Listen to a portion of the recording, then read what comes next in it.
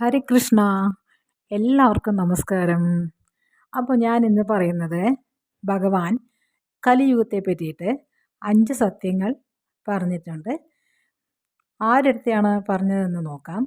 പാണ്ഡവർ വാനപ്രസ്ഥത്തിന് പോകുന്നതിന് മുമ്പ് ഭഗവാൻ ശ്രീകൃഷ്ണനോട് ചോദിച്ചു, കലിയുഗം വരികയാണ്, അതിൻ്റെ പ്രഭാവം എങ്ങനെയായിരിക്കും എന്ന്. അപ്പോൾ ശ്രീകൃഷ്ണൻ പറഞ്ഞു, ഇതിൻ്റെ ഉത്തരം എനിക്ക് ഇപ്പോൾ പറയാൻ കഴിയില്ല. നിങ്ങൾ 5 സഹോദരങ്ങളും വനത്തിൽ ഓരോ ദിശയിൽ സഞ്ചരിക്കുക. അവിടെ നിങ്ങൾ കാണുന്ന കാഴ്ചകൾ എന്നോട് പറയുക. അതിൻ്റെ അടിസ്ഥാനത്തിൽ ഞാൻ കലിയുഗത്തിൻ്റെ പ്രഭാവം എന്താണെന്ന് പറയാമെന്ന് പറഞ്ഞു. അതിനുശേഷം പാണ്ഡവർ 5 പേരും 5 ദിശകളിലായി വനത്തിലേക്ക് പോയി. അവിടെ അവർ വളരെ വിചിത്രവും അത്ഭുതകരവുമായ കാഴ്ചകൾ കണ്ടു. യുധിഷ്ഠിരൻ കണ്ടത് 2 തുമ്പിക്കൈയുള്ള ഒരു ആനയെ ആണ്. അർജുനൻ കണ്ടത് ഒരു പക്ഷിയെ ആണ്.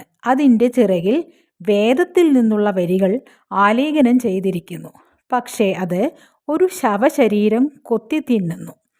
ഭീമൻ കണ്ടത് ഒരു പശുവിനെയാണ്. പശു അതിൻ്റെ കുഞ്ഞിനെ നക്കി നക്കി ലാളിക്കുന്നു. സഹദേവൻ കണ്ടത് 4 കിണറാണ്. അതിൽ ഒരു കിണറ്റിൽ വെള്ളം ഇല്ല. അടുത്തുള്ള കിണറുകളിൽ നിറച്ച് വെള്ളവും. വെള്ളമില്ലാത്ത കിണറിന് ആഴം കൂടുതലും ആണ്.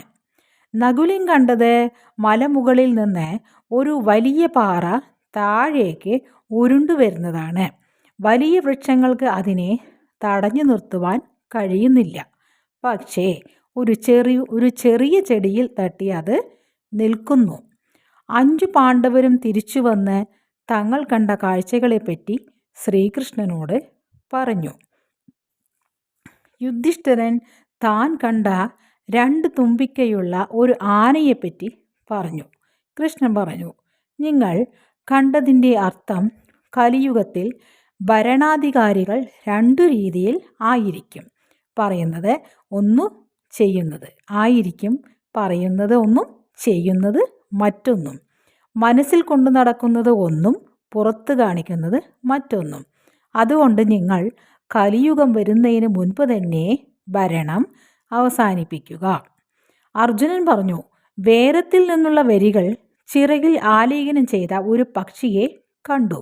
പക്ഷേ അത് ഒരു ശരീരം കൊത്തി തിന്നുന്നു. ഒരു ശവശരീരം കൊത്തി തിന്നുന്നു. എന്താണ് പ്രഭു അതിൻ്റെ അർത്ഥം? ശ്രീകൃഷ്ണൻ പറഞ്ഞു, ഇതുപോലുള്ള മനുഷ്യനായിരിക്കും കലിയുഗത്തിൽ ഉള്ളത്. അവർ സ്വയം ജ്ഞാനിയാണെന്ന് പറയും. പക്ഷേ ആചാരം രാക്ഷസന്മാരെ പോലെ ആയിരിക്കും. ആരാണ് മരിക്കാൻ പോകുന്നതെന്ന് നോക്കിയിരിക്കും. മരിക്കുന്നവരുടെ സ്വത്ത് കൈക്കലാക്കാൻ. ഉന്നത സ്ഥാനങ്ങളിൽ ഇരിക്കുന്നവരുടെ മരണം ആഗ്രഹിക്കും. ആ സ്ഥാനം നേടിയെടുക്കാൻ ഉന്നത വിദ്യാഭ്യാസം സിദ്ധിച്ചവരുടെ ചിന്ത പൈസയും പദവിയും ആയിരിക്കും. ഭീമൻ പറഞ്ഞു, ഒരു പശുവിനെയാണ് കണ്ടത്. പശു പ്രസവിച്ചതിനു ശേഷം കിടാവിനെ നക്കി നക്കി ലാളിക്കുന്നു. അപ്പോൾ ശ്രീകൃഷ്ണൻ പറഞ്ഞു, കലിയുഗത്തിലെ മനുഷ്യൻ അതുപോലെ ആയിരിക്കും. കലിയുഗത്തിൽ സ്വന്തം കുട്ടികളോടുള്ള വാത്സല്യം അത്രയും കൂടും. ആരുടെയെങ്കിലും പുത്രൻ വീട് വിട്ട് സന്യാസം സ്വീകരിച്ചാൽ 2000 പേർ അയാളുടെ ദർശനം നടത്തും. എന്നാൽ സ്വന്തം കുട്ടി ഒരു സന്യാസി ആകണമെന്ന് പറഞ്ഞാൽ മാതാപിതാക്കൾ എൻ്റെ കുട്ടിയുടെ ഭാവി എന്താകും എന്ന് പറഞ്ഞ് കരയും. വാത്സല്യം കൂടി എപ്പോഴും കുട്ടികളെപ്പറ്റി ചിന്തിച്ചു കൊണ്ടേയിരിക്കും. കുട്ടികളെ വീട്ടിൽ തന്നെ തളച്ചിടും. അവരുടെ ബുദ്ധിവികാസത്തിന് അനുവദിക്കില്ല. അവരുടെ ജീവിതം അവിടെ അവസാനിക്കും. പുത്രൻ മരുമകളുടെ സ്വത്താണ്. പുത്രി മരുമകൻ്റെ സ്വത്താണ്. നിങ്ങളുടെ ശരീരം മരണത്തിൻ്റെ സ്വത്താണ്. നിങ്ങളുടെ ആത്മാവ് പരമാത്മാവിൻ്റെ സ്വത്താണെന്നും അറിയുക. അതുകൊണ്ട് നിങ്ങൾ ശാശ്വതമായ ബന്ധത്തിനെ പറ്റി അറിയേണ്ടത് ആവശ്യമാണ്. ഭീമന് ശേഷം സഹദേവൻ പറഞ്ഞു, ഞാൻ കണ്ടത് 3-4 കിണർ ആണ്. അതിൽ നടുക്കുള്ള കിണറ്റിൽ വെള്ളമില്ല. എന്നാൽ ചുറ്റുമുള്ള കിണറുകൾ നിറഞ്ഞു കിടക്കുന്നു. അത് എന്തുകൊണ്ടാണ് പ്രഭു? അപ്പോൾ ശ്രീകൃഷ്ണൻ പറഞ്ഞു, നിറഞ്ഞ കിണർ ഉള്ളവനെയും വരണ്ട കിണർ ഇല്ലാത്തവനെയും പ്രതിനിധാനം ചെയ്യുന്നു. കലിയുഗത്തിൽ ഉള്ളവൻ വിവാഹത്തിനും ഉത്സവത്തിനും മറ്റ് ഓരോ ചടങ്ങുകൾക്കും ലക്ഷക്കണക്കിന് പൈസ ചിലവാക്കും. എന്നാൽ സ്വന്തം വീടിനടുത്ത് ആളുകൾ പട്ടിണി കിടന്നു മരിക്കുന്നത് അവർ കാണില്ല.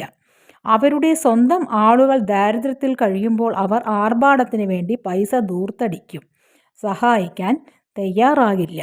സഹദേവന് ശേഷം നകുലൻ ശ്രീകൃഷ്ണനോട് പറഞ്ഞു, ഞാൻ കണ്ടത് ഒരു വലിയ പാറ മലമുകളിൽ നിന്ന് താഴേക്ക് വരുന്നതാണ്. വലിയ വലിയ വൃക്ഷങ്ങൾക്ക് അതിനെ തടഞ്ഞു നിർത്താൻ കഴിഞ്ഞില്ല. എന്നാൽ ഒരു ചെറിയ ചെടി അതിനെ തടഞ്ഞു നിർത്തി. അത് കേട്ട് ശ്രീകൃഷ്ണൻ പറഞ്ഞു, കലിയുഗത്തിൽ മനുഷ്യർ അധപ്പതിക്കും, അഹങ്കാരികളും പാപം ചെയ്യുന്നവരും ആയിത്തീരും. അവരുടെ പതനം വലിയ വൃക്ഷം പടർന്നു പന്തലിച്ച അവരുടെ സമ്പാദ്യത്തിന് തടുക്കാൻ കഴിയില്ല. നാമജപം, വേദങ്ങൾ സ്വായത്തമാക്കുക എന്നിങ്ങനെ പോലുള്ള ചെറിയ ചെടികൾക്കേ അവരെ പതനത്തിൽ നിന്നും രക്ഷിക്കാൻ കഴിയൂ.